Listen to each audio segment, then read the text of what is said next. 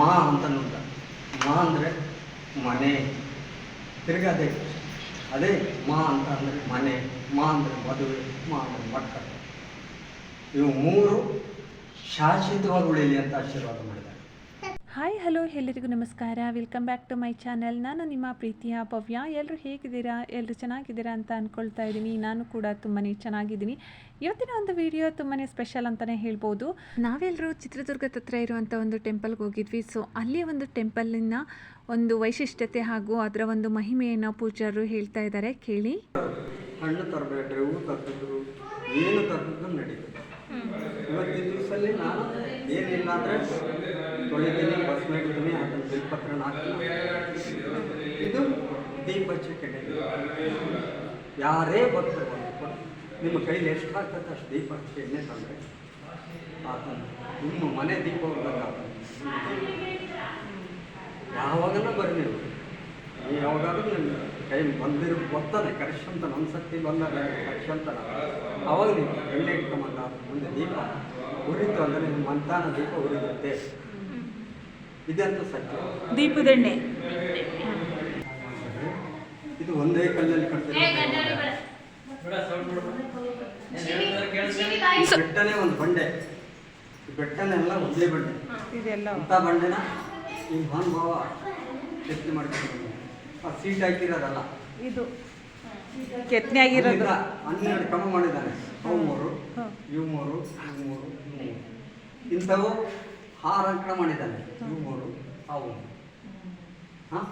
6 ಅಂಕಣದಲ್ಲಿ ದೇವಾನ್ ದೇವತೆ ಕೆತ್ತನೆ ಮಾಡಿದ್ದಾನೆ. ರಾಮ ಲಕ್ಷ್ಮಣ ಇರ್ಬೋದು, ಕಲ್ಲಿಚ್ಚೇರಿ ಇರ್ಬೋದು, ಆಂಜನೇಯ ಸ್ವಾಮಿ ಇರ್ಬೋದು, ಅಂತಾದ ಮುಗ್ಧಾದ ತೊಲೆ ಕಂಬ ನೋಡ್ರಿ ಅದರಲ್ಲೇ ಮಾಡಿದ. ಚಿತ್ರ ಅದರಲ್ಲೇ ಬಿಡಿಸಿದ. ಮಹಾನುಭಾವನ ಹೆಸರು ಎಲ್ಲಿ ತೋರಿಸಿಲ್ಲ ನೋಡ್ರಿ. ಮೆಟ್ಲದ್ರಲ್ಲೇ ಮಾಡಿದ. ಡಬ್ಬಲ್ ಬಾಗಿಲು ತೋಳೋದ್ರಲ್ಲೇ ಮಾಡಿದ.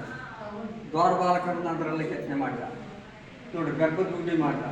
ಸ್ವಾಮಿನ ಅದರಲ್ಲೇ ಮಾಡಿದ. ಹಿಂದ್ಗಡೆ 3 ದ್ವಾರಪಾಲಕ ಟೈಪ್ ಮಾಡಿದ. ನಡಿಲಿಂಗ, 7 ಸರ್ಪ, ಧರ್ಮಸ್ಥಳದ ಮಂಜುನಾಥ ಸ್ವಾಮಿ ಇಟ್ಟಿದ್ದು. ಆ ಕಡೆ ಈ ಕಡೆ ಖಾಲಿ ಬಿಟ್ಟ ಮರ್ಮ ಇತ್ತು. ಆದರೆ ಇದು 900 ವರ್ಷದ ಇತಿಹಾಸ. ಆದರೆ ತಿಪ್ಪೇರುದ್ರ ಸ್ವಾಮಿ ಬಂದ್ಬಿಟ್ಟು 650 ವರ್ಷ, 700 ವರ್ಷ. ಅದಕ್ಕಿಂತ ಮುಂಚೆ ಆಗಿರೋ ದೇವಸ್ಥಾನ ಅಂತ ಬಂದ್ಬಿಟ್ಟು ಇಲ್ಲಿ ಎಷ್ಟೋ ದಿವಸ ತಪಸ್ ಮಾಡಿಬಿಟ್ಟು ಕಾಶಿಗೆ ಹೋಗಿ ಕಾಶಿ ತೀರ್ಥ ತಂದ್ಬಿಟ್ಟು ಗಿಂಡಿಯಲ್ಲಿ ಅಲ್ಲಿ ಅಕ್ಕ ತಂಗಿ ಹೊಂಡ ಇದ್ದಾರೆ, ಅದರಲ್ಲಿ ಕಾಶಿ ತೀರ್ಥ ಆಗಿದ್ದ. ಇದನ್ನ ಕಾಶಿ ರಾಮೇಶ್ವರ, ಕಾಶಿ ರಾಮಲಿಂಗೇಶ್ವರ ಅಂತ ಪ್ರತಿಷ್ಠಾಪನೆ ಲಿಂಗೋದ್ಧಾರ ಮಾಡಿ ಅಷ್ಟೆಲ್ಲ ಮಾಡಿಬಿಟ್ಟು ನನ್ನ ಭಕ್ತರಿಗೆ ಏನು ನೆರವೇರಬೇಕು ಅಂತಂದ. ನನ್ನಲ್ಲಿ ಬಂದವರಿಗೆ ಬೇಡ್ಕೊಂಡಾಗ ಏನು ನೆರವೇರಬೇಕು, ಯಾವುದಕ್ಕೆ ಆಶೀರ್ವಾದ ಮಾಡಬೇಕು ಅಂತಂದ.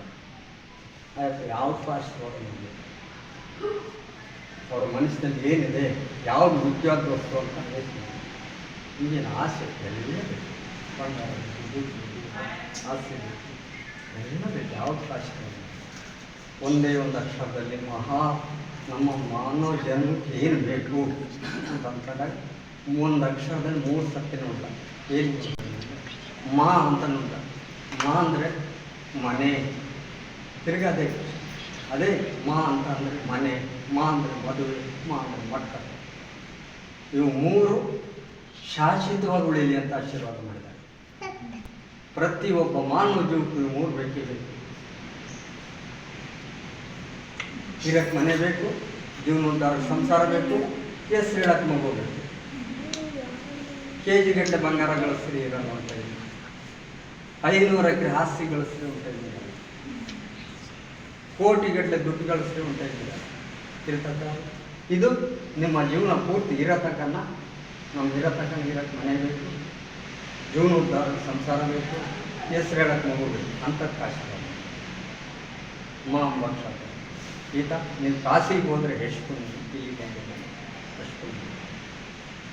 ಮಕ್ಕಳಿಂದರೆ ಮಕ್ಕಳ ಸಂತಾನ, ಮದುವೆಂದರೆ ಮದುವೆ ಸಂಕಲ್ಪ, ಮನೆ ಇದ್ದಲ್ಲಿ ನೋಡ್ರಿ ಕೋಟೆಗೆ ಒಂದು 5 ಕಲ್ಲು ಇಟ್ಬಿಟ್ಟು ನೀವು ಮನೆ ಕಟ್ಕೊಳ್ಕೊಂಬಲ್ಲ ಅಷ್ಟು ಯಾವ ಕಾಲ ದುಡ್ಡು ಇರ್ತಂದು ಸೈಟ್ ಇರ್ತಂದು ಆ ಥರ ಇರ್ಬೋದು.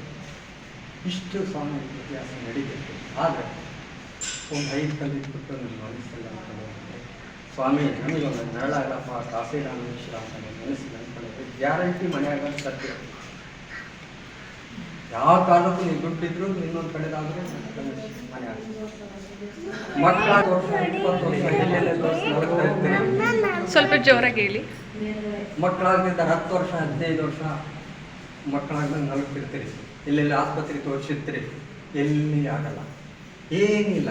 ಇದನ್ನು ಇನ್ನೊಂದು ಏನು ಅದು ಇದು ಏನಿಲ್ಲ. ಸೋಮವಾರ ಬಂದುಬಿಡ್ಬೇಕು, ನಿಷ್ಠಾವಂತವಾಗಿ ಅಕ್ಕ ತಂಗಿ ಹೊಂಡ ಇದ್ದಾರೆ, ಅದರಲ್ಲಿ ಕಾಶಿ ತೀರ್ಥ ಆಗಿದೆ, ಅದರಲ್ಲಿ ನಿಷ್ಠಾವಂತ ಗಂಗಾ ಪೂಜೆ ಮಾಡಬೇಕು, ಹಾಲು ತುಪ್ಪ ಮಾಡಬೇಕು, ಅಲ್ಲಿ ಜನರಲ್ಲಿ ನೀರು ತರಬೇಕು, ಬಸವಣ್ಣನ ಪೂಜೆ ಮಾಡಬೇಕು, ಪೂಜೆ ಮಾಡಿ ದೀಪ ಹಚ್ಚಬೇಕು.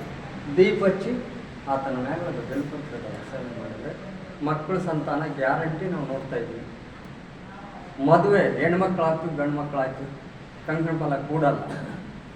ಅಲ್ಲಿ ಹಾಲು ತುಪ್ಪ ಬಿಟ್ಟು ಒಂದು ಕೊಡ ನೀರು ಹಾಕಿ ಅವ್ರಿಗೆ ಒಂದು ಕಂಕಣ ಕಟ್ತೀವಿ ಸ್ವಾಮಿ ಹೆಸರೇ, ಅವ್ರಿಗೆ ಮದುವೆ ಸಂಕಲ್ಪ ಗ್ಯಾರಂಟಿ ಕೊಡ್ತೀವಿ.